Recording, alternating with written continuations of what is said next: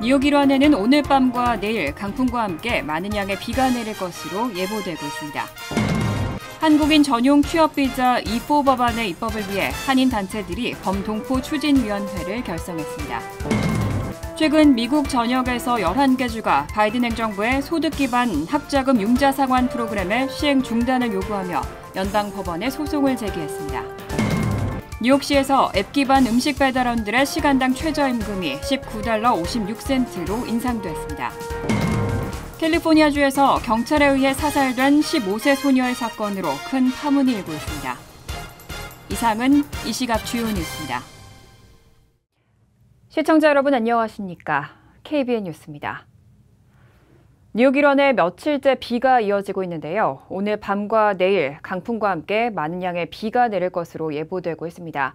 특히 해안 지역이나 저지대의 경우 홍수 발생 위험도 있어서 각별한 주의가 당부됩니다. 오늘 오전 11시부터 뉴욕시 5개 보로와 롱아일랜드, 뉴저지, 커네티컷 해안 지역에 강풍주의보가 발령됐습니다. 뉴욕시와 북부 뉴저지 지역에는 오늘 오후 4시부터 홍수주의보가, 롱아일랜드는 홍수경보가 함께 내려졌습니다. 국립기상청은 뉴욕 일원에 시속 40마일의 바람이 예상되며 일부 지역의 경우 최고 60마일의 강풍이 불 것으로 예보했습니다.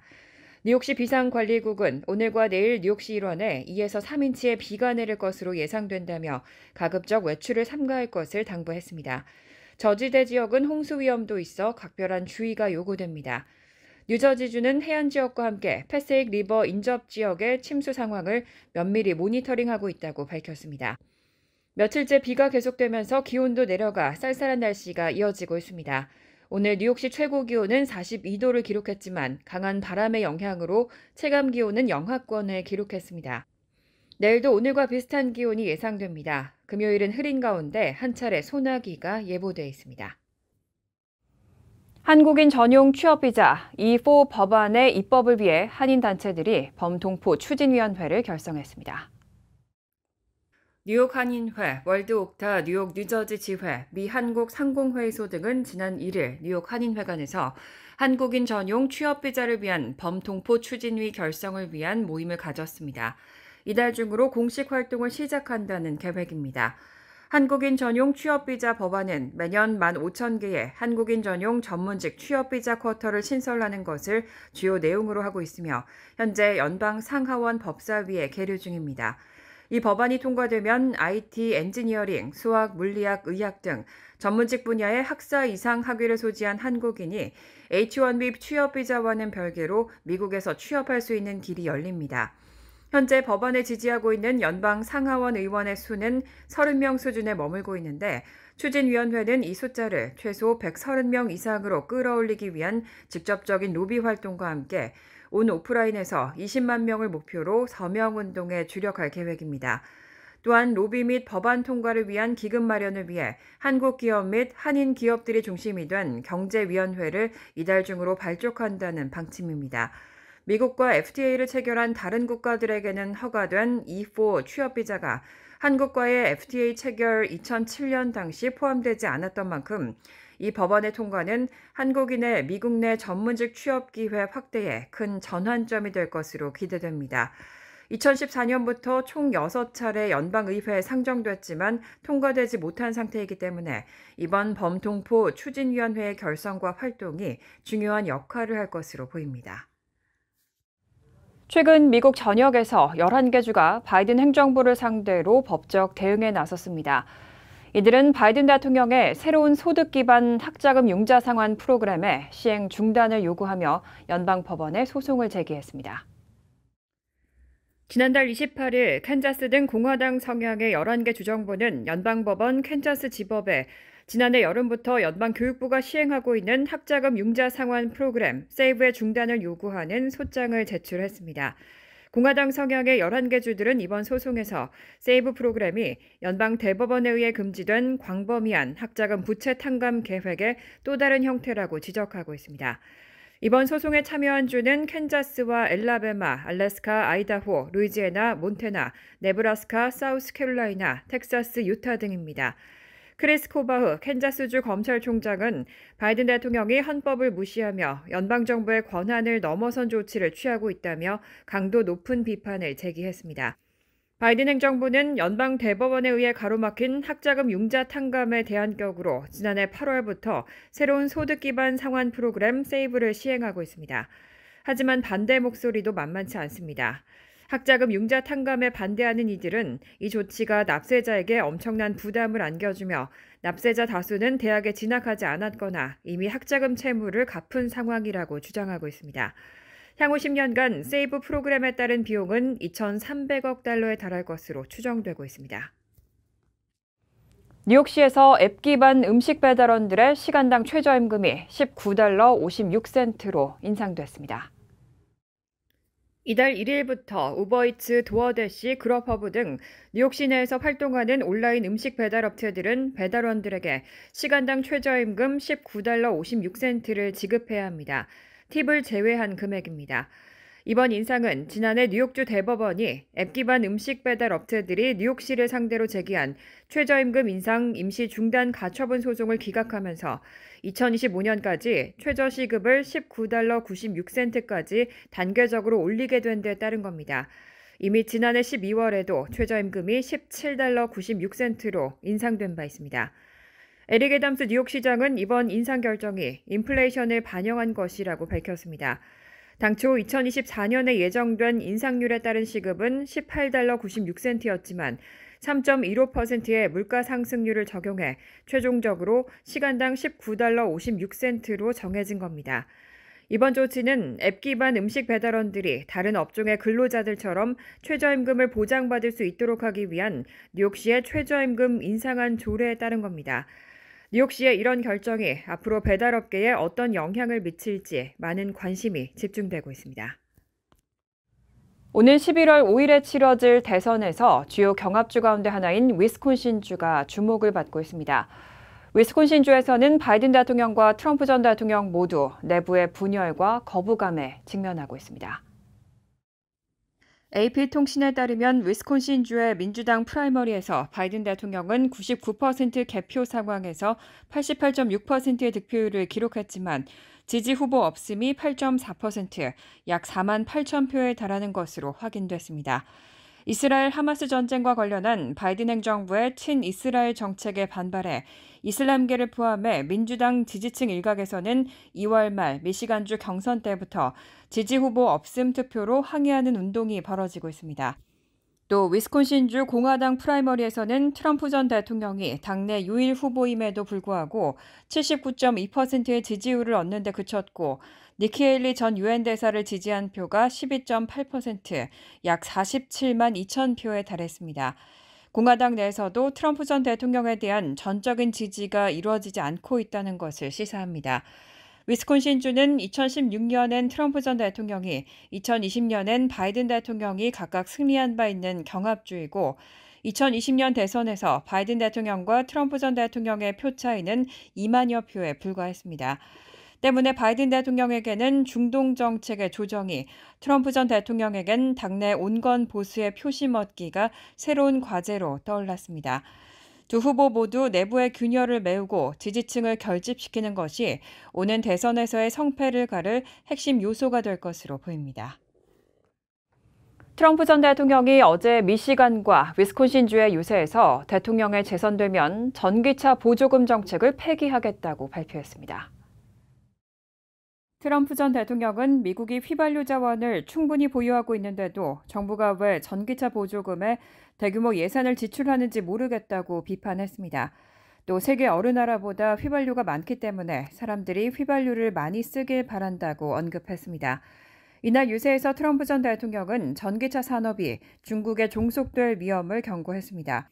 미시간은 한때 자동차 산업으로 인해 성장했지만 현재는 외국 업체와의 경쟁에 밀려 쇠퇴하고 있습니다. 트럼프 전 대통령은 중국의 멕시코 공장에서 생산된 전기차가 미국 시장에 수출될 것이라고 주장하고 이런 정책이 미시간주의 자동차 산업과 노동 시장에 미칠 부정적인 영향을 강조했습니다. 이런 발언은 미시간주가 전통적으로 민주당 강세 지역임에도 불구하고 과거 자동차 산업의 중심지로서 겪은 쇠퇴와 외국 업체와의 경쟁 문제를 들어 미국 자동차 산업의 보호와 강화를 주장하고 유권자들의 지지를 얻으려는 것으로 해석됩니다. 전기차 보조금 정책의 폐기 발언은 미국 자동차 산업의 미래와 노동시장의 중대한 변화를 야기할 수 있는 주제인 만큼 향후 대선 캠페인에서 적지 않은 논쟁점이 될 것으로 전망됩니다. 하버드대학교가 올 가을 학기를 위한 입학생 합격 통계를 발표했습니다. 이번 학년도 합격률은 3.85%로 4년 만에 가장 높았습니다. 하버드 대학이 28일 발표한 합격자 통계에 따르면 전체 지원자 54,008명 가운데 1,245명이 정기 전형에 합격했습니다. 조기 지원 합격자 692명을 합산하면 전체 지원자 54,008명 중에서 1,937명이 합격한 겁니다. 3.58%의 합격률인데 지난 4년 중 가장 높은 비율입니다. 하지만 전년 대비 지원자 수는 5.14% 감소했습니다.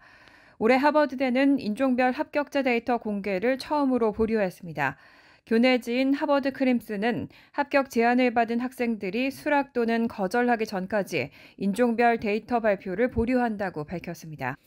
이는 어퍼머티브 액션에 대한 위헌 판결 이후 정확한 인종별 데이터를 집계해 공개하려는 의도로 해석됩니다.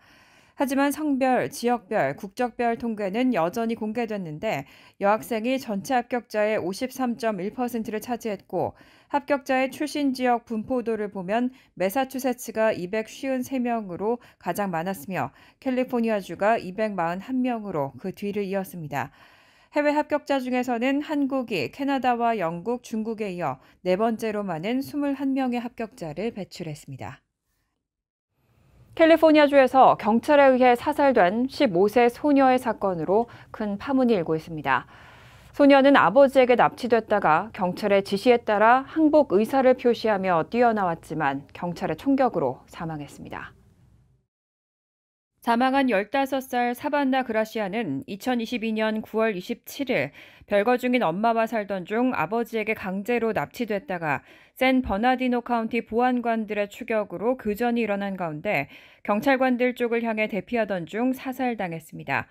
이 부녀가 사살당하기 전에 경찰은 15번 고속도로를 따라서 그라시아노의 픽업 트럭을 약 110km나 추격해 따라왔습니다.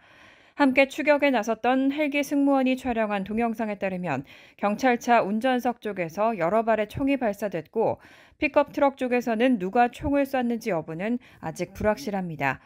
트럭과 경찰차들은 로스앤젤레스 동쪽 사막지대의 고속도로 교차로에서 멈춰섰고 딸 사반나는 자유의 몸이 되기 직전에 아쉽게도 처참하게 사살당하는 장면이 비디오에 담겼습니다.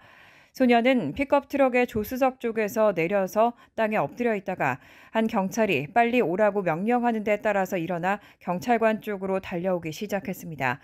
그러자 소녀를 부른 경찰관이 아닌 다른 경찰관들이 일제히 사격을 시작했고 먼저 경찰은 사격 중지를 외쳤지만 때는 이미 늦었습니다. 사반나가 총격당할 당시 무장하지 않았다는 사실은 확인됐습니다. 이 사건을 두고 경찰은 딸이 총에 맞은 것이 아버지의 총알인지 경찰의 총알인지를 밝히지 않은 채 내부 수사를 진행해 왔습니다. 하지만 이번에 공개된 동영상 편집물에서 해설자는 그라시아노 부녀가 모두 보안관들의 집중 사격을 당했고 그 총상 때문에 사망했다고 밝혔습니다. 간추린 소식입니다.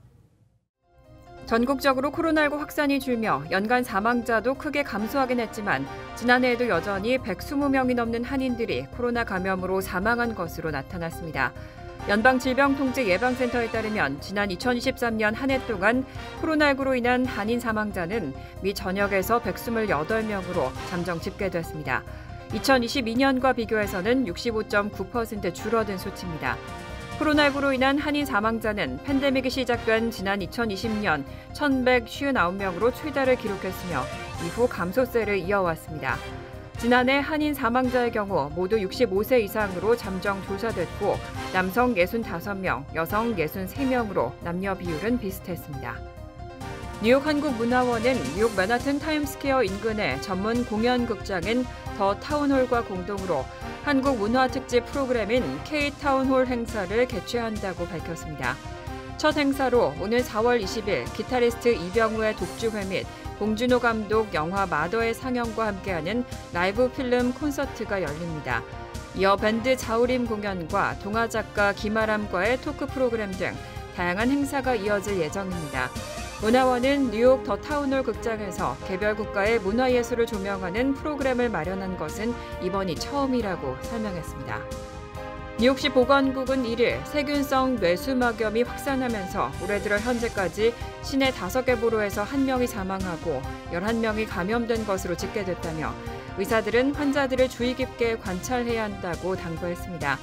연방질병통제센터 자료에 따르면 지난 한 해 뉴욕시에서 발생한 세균성 뇌수막염 감염자는 총 28명으로 2011년 15명보다 13명 늘어났습니다.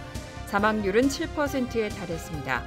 전국적으로도 세균성 뇌수막염 감염자가 증가하고 있습니다. 지난해 감염자가 422명으로 집계 2014년 이래 가장 높은 수치를 기록했습니다. 특히 올해 들어 지난달 25일까지 전국적으로 143명이 세균성 뇌수막염에 감염돼 전년 81명과 비교해 무려 76.5%, 62명이 급증했습니다. 뉴욕시의 쓰레기 밀폐 컨테이너 배출 의무화가 모든 사업체로 확대된 가운데 위반 사업체에 대한 티켓 발부가 1일부터 본격 시작됐습니다. 뉴욕시 위생국은 지난 3월 한 달간 진행된 계도 및 단속 유예 기간에 발부한 경고장은 7,000장에 달했다며 4월부터 위반 사업체는 경고장이 아닌 티켓을 받게 된다고 주의를 당부했습니다. 뉴욕시 모든 사업체는 쓰레기 봉투를 완전히 밀폐되는 덮개가 달린 컨테이너에 넣어 배출해야 합니다. 첫 위반 적발 시 벌금은 $50, 두 번째 적발 시 $100, 3번 이상 상습 적발 시 $200의 벌금이 부과됩니다. 뉴욕시는 올해 가을부터 아파트 등 주거용 건물에 대한 쓰레기 밀폐 컨테이너 배출 의무화도 실시한다는 계획입니다. 환율과 증권 소식입니다.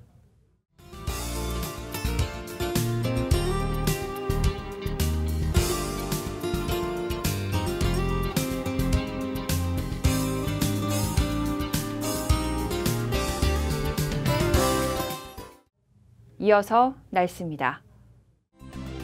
목요일은 때때로 비가 내릴 가능성이 있습니다. 낮 최고 기온은 45도, 섭씨 7도, 밤 최저 기온은 40도, 섭씨 4도로 예상됩니다. 금요일은 대체로 화창한 가운데 적지만 소나기 내릴 가능성이 있습니다. 토요일은 구름이 많겠습니다. 이상으로 KBN 뉴스를 마칩니다. KBN과 함께 즐거운 저녁 되시기 바랍니다. 우리 동부 최대 한인방송 KBN이 제작하는 KBN 뉴스는 웹사이트 mykbn.com 그리고 유튜브와 페이스북에서 다시 보실 수 있습니다. 좋아요, 구독, 알림 설정은 뉴스 제작에 큰 도움이 됩니다.